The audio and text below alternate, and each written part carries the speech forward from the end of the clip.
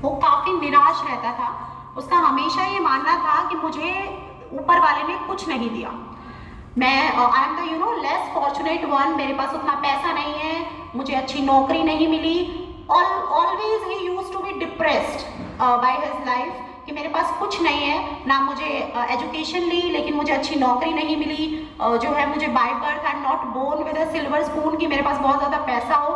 बहुत ज़्यादा परेशान रहता था। एक दिन उसको भगवान जी आए या कोई आप बोल लीजिए कि साधु उसको मिले और उन्होंने एक पत्थर उसको दिया।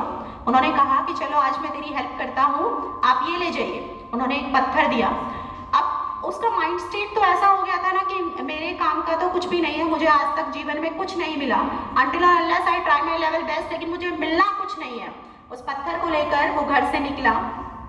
उसकी माँ ने उसे कहा कि बेटा इस पत्थर की जो बड़ी से बड़ी कीमत आप ला सकते हो वो मुझे लाकर दिखाइए। उसकी माँ उसको समझाना चाहती थी कि जिंदगी का असली अर्थ क्या है। वो घर से बाहर निकला। उनके घर के सामने ही कबाड़ी की दुकान थी। उसने पत्थर को ले जाकर कबाड़ी वाले को दिया। कबाड़ी वाले ने कहा कि मैं इसके बदले में 5-10 रुपए दे सकता हूँ, पत्थर मेरे किस काम का। उसने वापस लिया पत्थर, वहां से थोड़ा सा आगे बढ़ा। जैसे ही वो थोड़ा आगे बढ़ा, कॉर्नर पर नुक्कड़ पर फल वाले की शॉप आ गई। तो आम वाला आम बेच रहा था। उसने पत्थर उसको दिया। उसने कहा भाई ठीक है, बेचना है और तेरी माँ ने कहा है कि इसकी बड़ी से बड़ी कीमत लाओ, 4 आम दे सकता हूँ, 5 आम ले जाओ और इससे ज्यादा मैं क्या कर सकता हूँ। उसने पत्थर वापस लिया, थोड़ी और आगे बढ़ा। जब वो थोड़ी और आगे बढ़ा तो उसने देखा कि ज्वेलरी शॉप आई। तो उसने गोल्ड स्मिथ के पास जाकर उस पत्थर को दिया। उसने उसको आगे से देखा, पीछे से देखा, उसको भी कुछ ज्यादा समझ नहीं आया, बट उसने कहा कि कुछ कीमती सा लगता है, एक काम करो, इसके बदले में तुम 10-5 हजार रुपए ले जाओ।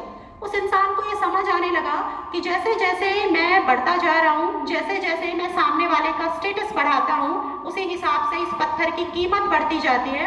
पता नहीं इस पत्थर में ऐसा क्या है।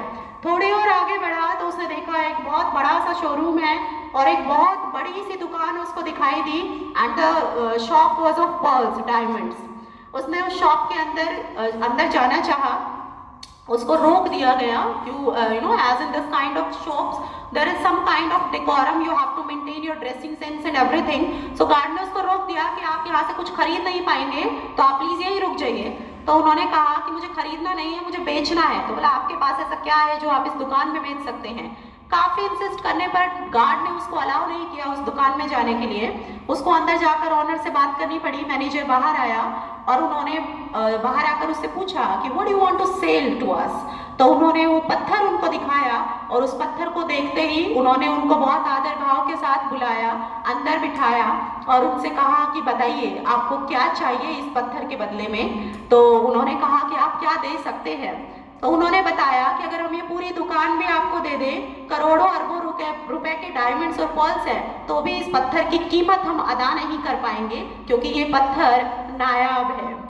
तो वहां से उस इंसान को ये समझ में आया कि जैसे जैसे हम जिंदगी में आगे बढ़ते हैं, अलग अलग लोगों से मिलते हैं, द काइंड ऑफ पर्सन जब तक हम उस सही इंसान से ना मिल जाए जो हमारी सही कीमत की पहचान कर सके, हमें जीवन में कभी निराश नहीं होना चाहिए। ये फेज हर इंसान की लाइफ में आता है कि मैं बहुत मेहनत कर रहा हूँ, मैंने बहुत मेहनत की है और मुझे मेरी मेहनत के अकॉर्डिंग आज तक कुछ नहीं मिला। बहुत लोगों को ये भी दिक्कत होती है कि मेरे पड़ोसी के पास इतने पैसे हैं, मेरे पास, मैं ऐसे घर में क्यों पैदा नहीं हुआ कि मेरे पास इतने पैसे नहीं है। पैसा, रुतबा, सब कुछ कमाया जा सकता है अगर आपके पास दिमाग है, मेहनत करने के लिए लगन है और अगर आपकी सोच बड़ी है तो आप जीवन में कुछ भी पा सकते हैं। और मिली हुई चीज हमेशा पानी में बह जाती है और कमाई हुई चीज हमेशा सस्टेन करती है, ग्रो करती है।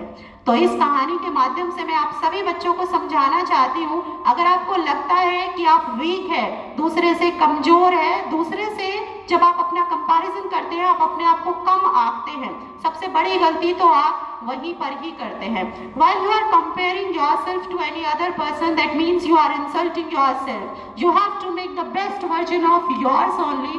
आपको अपने उस उच्चतम किरदार से मिलना है और वो आप कैसे मिल पाएंगे। जीवन में इतनी मेहनत करिए कि एक दिन आपको वो पर्ल और डायमंड वाला ऑनर मिल जाए और वो आपके टैलेंट की सही पहचान कर सके और उस दिन आपके सही टैलेंट की अदायगी आपको होगी, तो आपको पता चलेगा कि आप कितने अनमोल हैं। इस धरती पर आया हुआ हर कीड़ा और हर इंसान बहुत अनमोल है। As I always use to say to my students, भगवान ने जिसको भी बनाया है एक बहुत स्पेशल पर्पस के साथ बनाया है। पता नहीं कितने करोड़ों योनियों के बाद हमें ये मानव जीवन मिलता है, तो ये मिला है तो कुछ ना कुछ बहुत स्पेशल पर्पस के लिए हमें भेजा गया है। There is always a purpose behind each and everything, even for our existence. So if we are existing on this planet Earth, there is a big reason behind it. So don't stress out. Don't just यहाँ खड़े होकर, बहुत सारे बच्चों को confidence का issue होता है। Confidence is not an inborn trait. कोई भी अपनी माँ के पेट से कॉन्फिडेंस को लेकर पैदा नहीं हुआ, कॉन्फिडेंस को बनाना पड़ता है और confidence is a skill and you have to upskill it always. आप 100 वर्ष के भी हो जाए तब भी आपको उसको और ज्यादा अपग्रेड करना पड़ेगा, बनाना पड़ेगा। ये स्टोरी मैंने इन बच्चों को इसलिए सुनाई क्योंकि मुझे पता है बहुत सारी छिपी भावनाएं और बहुत सारी छिपी प्रतिभाएं इन बच्चियों में भी है और ये जो स्टूडेंट्स यहाँ बैठे हैं इनमें भी है, but they are very hesitant to come here and present themselves. तो अब मैं बुलाना चाहती हूँ हर उस बच्चे को जो अपनी किसी भी प्रतिभा को यहाँ पर दिखाना चाहता है, चाहे वो प्रतिभा, आजकल तो मैं कहती हूँ बकवास करना भी एक प्रतिभा है। आप देखते हैं बहुत सारे ब्लॉगर्स और यूट्यूबर्स इतने फेमस हो गए हैं। I am also socialite kind of person as I am teaching chemistry to NEET JEE students on an online platform. Earlier I was associated with an academy.